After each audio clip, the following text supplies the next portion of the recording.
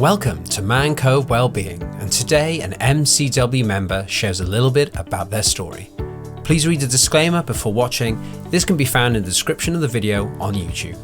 It covers the intention of the video, where we source the information, audio and footage for the production. The videos on this channel and its content are not a substitute for the support and guidance of a qualified health professional.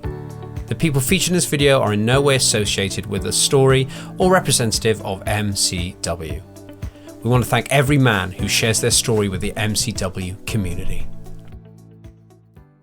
Please watch and listen with care. The content of this video and audio may be triggering or may make you feel uncomfortable. Please press the stop button and return to the video when you feel ready. Always put yourself first and seek the guidance of a health professional. Thank you.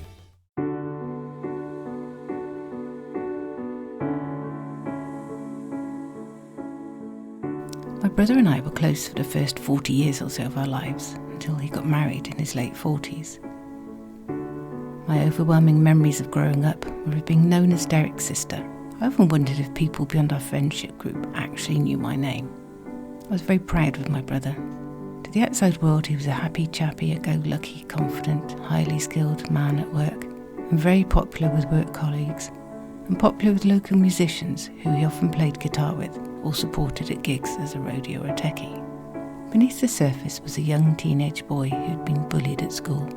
He bribed the bullies by taking donuts to school every day that he'd been given each morning on his paper round. It wasn't until years later that he confessed the human cost of buying off the bullies to me. He'd been sexually abused by the local baker every day when he delivered the morning paper. He never shared this terrible secret with anyone, and refused to tell our parents or teachers at the time.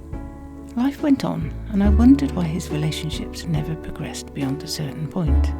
About 25 years ago, I trained as a psychotherapist and realised that he needed to deal with the abuse to be able to move on in his relationships. Derek refused to consider therapy, and we went back to our usual way of talking about everything in our lives, apart from that. 10 years ago, he met an American woman and fell in love.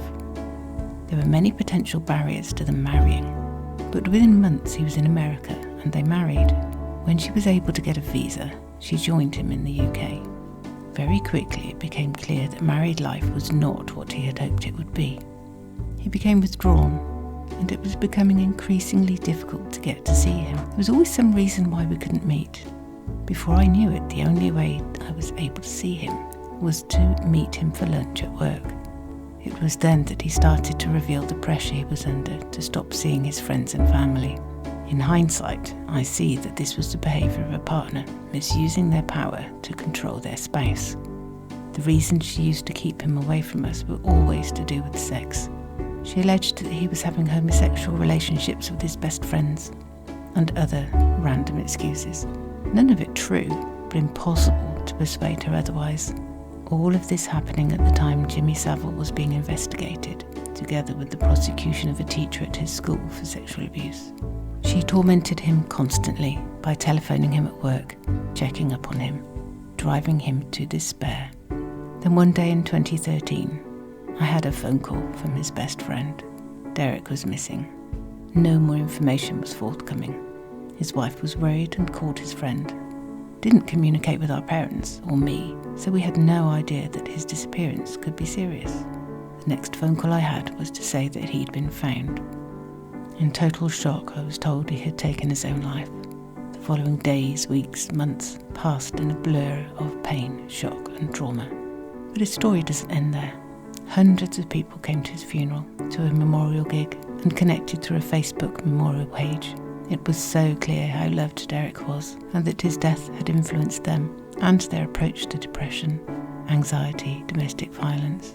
And many people opened up to their spirituality. My own journey as a spiritual counsellor and healer was triggered by this death, and I have focused on supporting people experiencing mental health or spiritual crises ever since.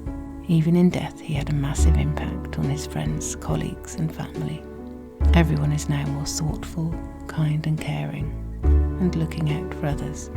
I trained in safeguarding so that I could ensure as many people as possible knew how to raise official concerns for vulnerable adults and children. I often wonder whether he would still be here if safeguarding policies and procedures had been fully utilised. The biggest message I take from all of this is to be kind. You can never know what's going on through another person's mind, how close they are to taking irreversible action, and how one little thing you do could make all the difference. There are many campaigns around nowadays encouraging people to talk, but mental distress remains one of the biggest killers of men today. As a society, we need to come together in our communities and care for those around us, not hide away behind our phones and our front doors.